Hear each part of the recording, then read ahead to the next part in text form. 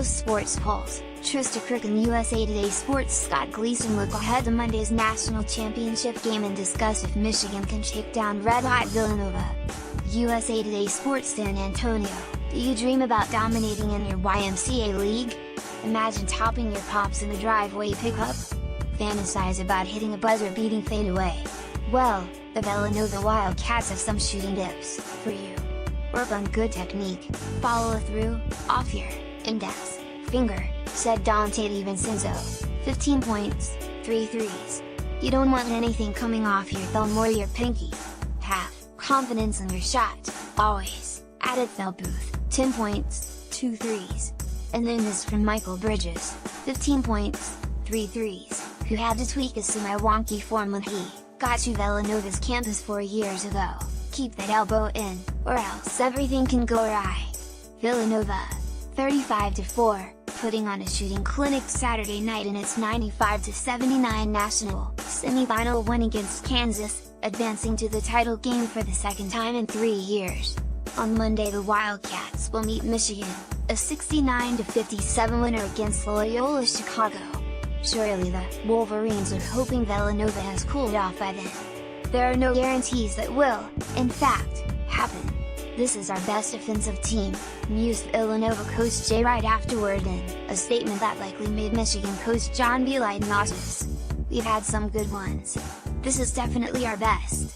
More NCAA tournament coverage: National Championship preview, Villanova vs Michigan.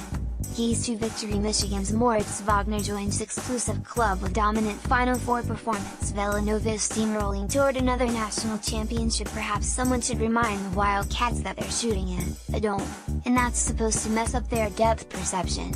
Clearly no one sent that memo to Villanova, though Michigan and Loyola Chicago got duplicate copies, evidently. In 3 Final Four games in domes and on elevated courts, 2 Villanova rosters have combined to shoot 61.1%, 99 for 162, from the field and 51.3%, 37 for 72, from 3. That is simply staggering. More words of wisdom now from the super shooters, who on Saturday set a Final Four record for three-pointers made, 18, breaking the previous record of 13, which had been set back in 1987, the first year the three-pointer was available in college basketball. It all starts with your feet, said freshman Colin Gillespie. 3 points, 1 3. You gotta mean the pass, put your eyes on the rim. Make sure you're square to the basket. High release, point and wave goodbye. Think of making the L shape with your elbow. If you throw up, bricks every time you ball. USA Today Sports National Player of the Year Jalen Brunson, 18 points, 3 threes, has some thoughts. Be a gym rat, he advised. Maybe you're airballing most of your attempts from beyond the arc, and can't quite figure out why. Omari Spellman, 15 points, 3 threes, is here to help. Be open to coaching and critiques of your own shot, he said, as Wright smiled knowingly.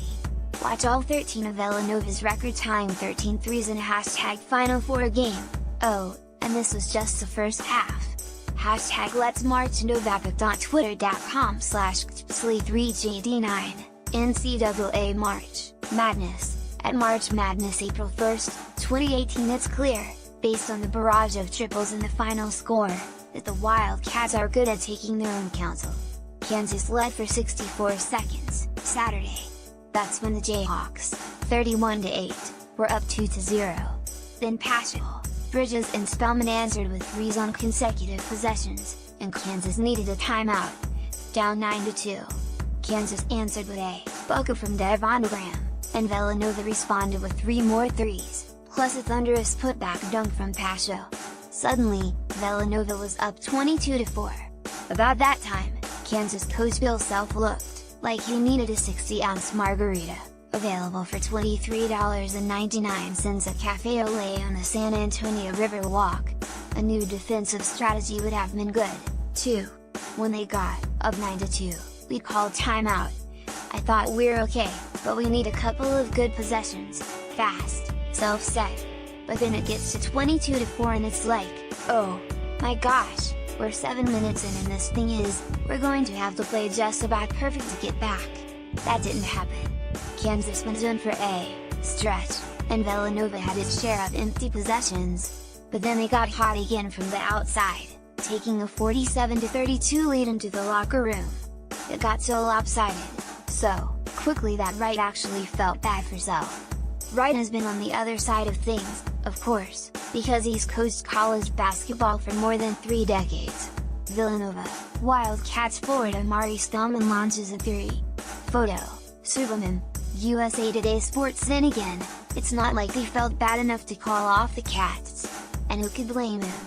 This was the type of shooting performance you see in pickup games, where defense is optional.